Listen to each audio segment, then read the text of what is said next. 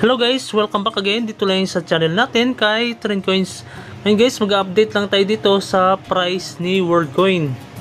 Ngayon sa mga merong WorldCoin or World Up na meron ng balance kayo, ngayon yung chance na magbenta kayo or depende sa inyo kung mag-hold kayo guys, kasi ngayon mataas na yung price ng WorldCoin.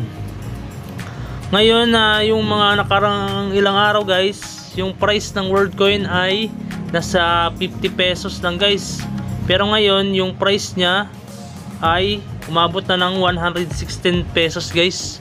Ngayon kung titingnan natin dito guys sa chart nya, yung galaw ng itong WorldCoin ay pataas guys, kasi ngayon dito sa data nya guys, makita natin dito. Guys, makikita nyo guys yung total dito na nag-buy ng WorldCoin ay 152,000 yung nag-buy, tapos samantalang nag-benta ay 118. Ngayon mas maraming nag-buy ng WorldCoin na to, ibig sabihin yan ay tumataas yung value nya guys sa loob ng, tingnan natin dito sa loob ng isang araw guys. Ayan yung bumili ng WorldCoin 19.06 million, tapos naman yung nagbenta ay 16.50 million yung nagbenta. Ibig sabihin mas maraming buyer guys ng itong WorldCoin, kaya nga siya tumaas ngayon itong si WorldCoin.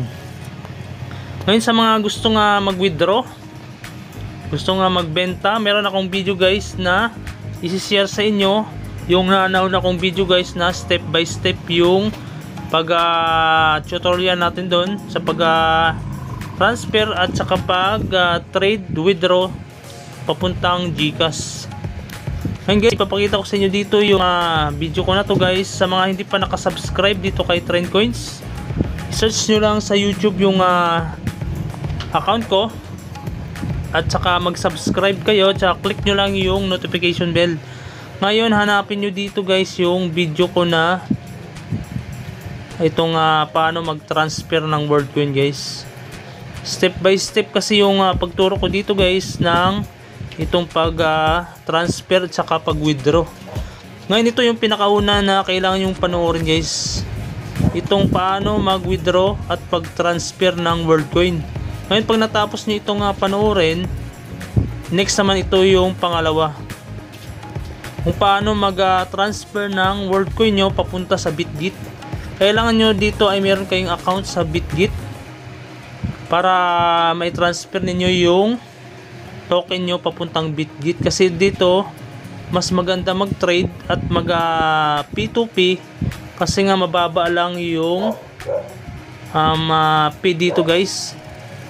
At saka dito sa pangatlo, ito yung final na pag-transfer ko guys. Yan na yung actual na pag-transfer ng WorldCoin to Bitget hanggang sa GCash guys.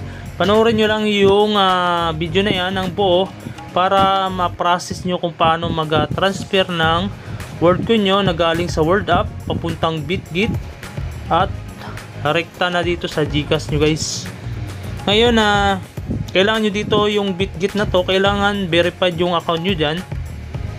Parehas lang yung account nyo dito, yung pangalan nyo sa Bitget at sa GCash, kailangan parehas lang yung pangalan nyo dyan guys, para sa pag P2P ay hindi kayo maka-problema guys.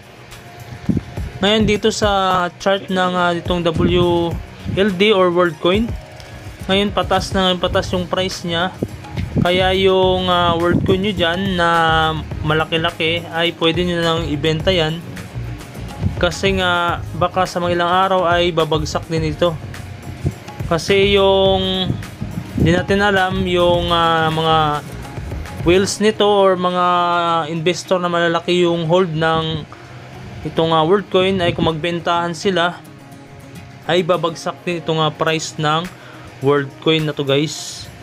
Kasi yung mga nakarang araw nasa 50 pesos lang talaga to, tapos bigla lang siyang umangat, nagdoble yung price niya. Kaya kung gusto nang mag-profit ay mag-profit na kayo habang mataas pa yung price niya. Depende sa inyo yan kung gusto nyo pang pataasin. Pero di lang tayo sure sa price ng World Coin na to kung tataas pa siya ng tataas. At hanggang dito lang guys yung video ko na to. Maraming salamat sa panood ng video ko. Sana mayroon kayong natutunan dito kay Trend Coins. Huwag nyo lang kalimutan mag-subscribe. Click nyo lang yung bell. Tsaka i-like nyo lang itong video. I-share nyo